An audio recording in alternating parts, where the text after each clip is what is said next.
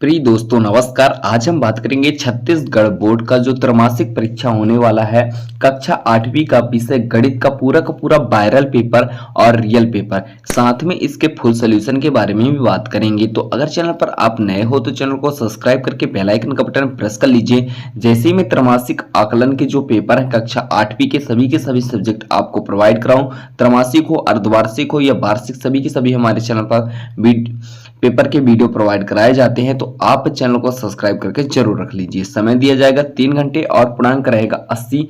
कक्षा 8वीं गणित सब्जेक्ट का पूरा रियल पेपर लेके आ गया हूं आपके अपने चैनल पर। तो चलिए वीडियो स्टार्ट करते हैं बिना टाइम वेस्ट किए। हमारा पहला प्रश्न क्या है दोस्तों? तो दोस्तों हमारा पहला प्रश्न है, सम संख्या का पूर्ण वर्ग होता है। इसमें 4 ऑप्शन दिए गए हैं, विषम होता है या सम होता है या भाज्य होता है या अभाज्य होता है। तो इसका हमारा सही आंसर हो जाएगा ब नंबर, सम होता है। इसी तरह हम दूसरे प्रश्न की बात करेंगे। तो दूसरा प्रश्न है दोस्तों, आपके स्क्रीन पर शो हो रहा है -1 का होल 7 का सरलतम रूप क्या होगा? तो इसका हमारा सही आंसर स नंबर होगा -1। इसी तरह प्रश्न 3 नंबर है, प्रश्न क्रमांक 3 है, दो समांतर रेखाओं के बीच की दूरी सदैव रहती है, कम रहती है, ज्यादा रहती है, समान रहती है या समान रहती है? तो इसका सही ऑप्शन हो जाएगा सा नंबर, समान रहती है। इसका सा नंबर सही आंसर हो जाएगा, समान रहती है। प्रश्न क्रमांक 4 है, वृत्त में लघु वृत्तखंड का कोण 110 डिग्री से संकट दीर्घ वृत्त का कोण होगा, आ नंबर होगा, यानी 50 डिग्री होगा। इसी तरह हम बात करते हैं प्रश्न क्रमांक 5 की। तो प्रश्न क्रमांक 5 है दोस्तों, जो कि आपकी स्क्रीन पर शो हो रहा है, प्रथम 5 प्राकृत संख्याओं का समांतर माध्य होगा। तो प्रश्न क्रमांक 5 है, पहला ऑप्शन है 1, दूसरा है 2, तीसरा है 3 और चौथा है 4। तो इसका हमारा सही आंसर सा नंबर होगा 3। इसी तरह हम बात करेंगे नेक्स्ट प्रश्न की। तो प्रश्न क्रमांक 6 है हमारा, निम्न में से 3 से कौन विभाजित नहीं होगा? 42, 78, 13 या 30? तो इसका सही आंसर हो जाएगा 3 से 13 विभाजित नहीं होगा। इसी तरह हम बात करेंगे प्रश्न क्रमांक 7 की। तो दोस्तों हमारा प्रश्न क्रमांक 7 क्या है?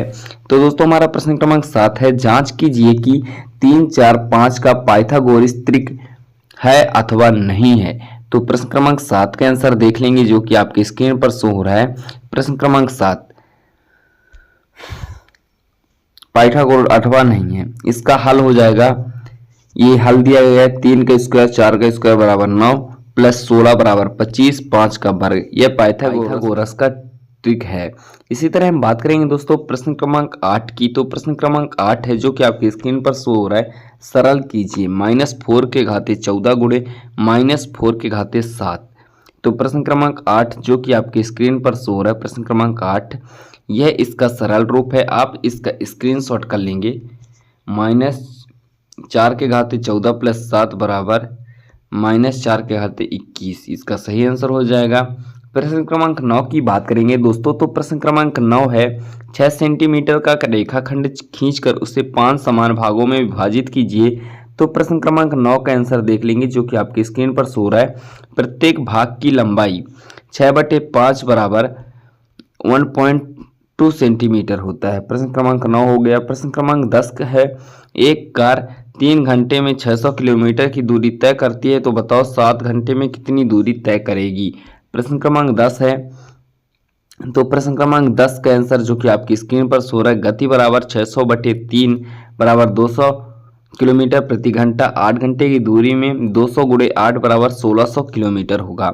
इसी तरह हम बात करेंगे प्रश्न क्रमांक 11 का। तो प्रश्न क्रमांक 11 है दोस्तों, -125 ABC क्यूब में -5A² 20 का भाग दीजिए। तो प्रश्न क्रमांक 11 का आंसर जो कि आपकी स्क्रीन पर शो हो रहा है, प्रश्न क्रमांक 11 का हल आपकी स्क्रीन पर शो हो रहा है। यह पूरा 11 का हल है दोस्तों, प्रश्न क्रमांक 11 का।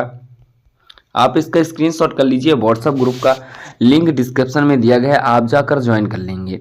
प्रश्न क्रमांक 12 क्या है दोस्तों? हमारा प्रश्न क्रमांक 12 है, प्रथम 10 विषम संख्याओं का समांतर माध्य लिखिए।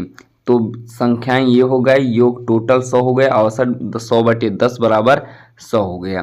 प्रश्न क्रमांक 13 है दोस्तों, जो कि आपकी स्क्रीन पर शो हो रहा है, गुणनफल 2x square minus 6x square plus 4x गुणे 2x स्क्वायर। तो हल इसका यह रहा आपकी स्क्रीन पर, इसका स्क्रीनशॉट कर लेंगे।